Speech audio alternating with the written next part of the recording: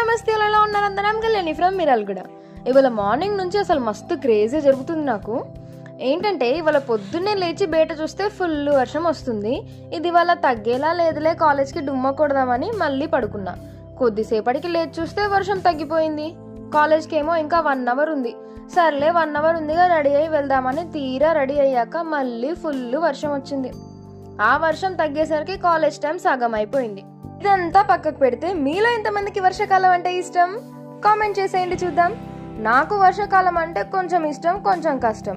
వర్షం పడ్డాక వాతావరణం అంతా చాలా ప్రశాంతంగా పచ్చగా అందంగా ఉంటుంది. అందుకే నాకు చాలా ఇష్టం.